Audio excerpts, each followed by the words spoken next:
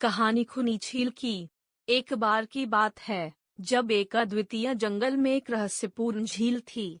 इसे घातक झील के नाम से भी जाना जाता था। यहाँ किसी भी प्राणी को शाम के बाद उस झील में जाकर पानी पीने की कोशिश करने पर उसका मारा जाना तय था। एक दिन एक हिरन किसी दूसरे जंगल से उस अद्भुत जंगल में आया।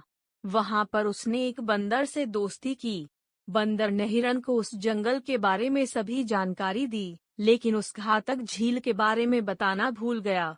अगले दिन बंदर ने हिरन को जंगल के सभी प्राणियों से मिलवाया। इस विशेष जंगल में हिरन की एक अत्यंत घनिष्ठ मित्रता एक अद्वितीय खरगोश के साथ बन गई। जब भी हिरन को प्यास लगती तो वह उस घातक झील में जाकर पानी पीने जाता था। शाम को भी वो वहीं जाता था, जैसा कि उसका रुझान होता था। एक दिन जब शाम के समय हिरन उस घातक झील में पानी पीने गया, उसने अपने सामने एक विशाल मगरमच्छ को देखा। उसके आगे ही आकर उसने एक विशेष स्वरूप के मगरमच्छ को पहचाना। इसके परिणाम स्वरूप उसने आवश्यकता से अधिक गति से जंगल की ओर दौड़ना शुरू किया। रास्ते में उसने अपने पुराने मित्र बंदर से मुलाकात की।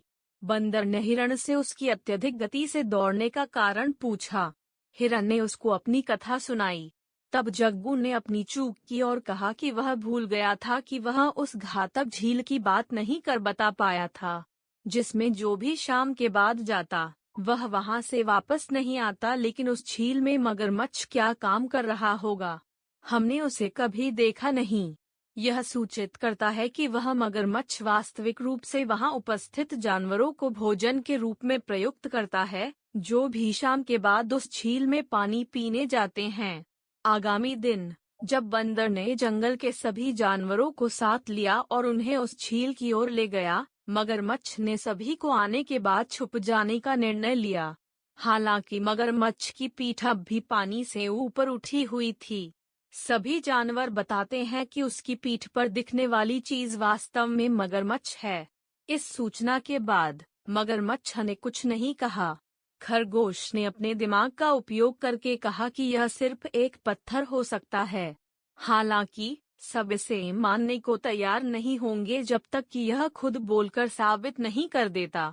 यह सुनकर मगरमच्छ ने खुद को पत्थर बताया। बस पर्याप्त था, इससे सभी जानवरों को स्पष्ट हो गया कि यह सचमुच मगरमच्छ है। खरगोश ने बताया कि वह निश्चित रूप से नहीं जानता कि पत्थर वाकई बोलते नहीं हैं।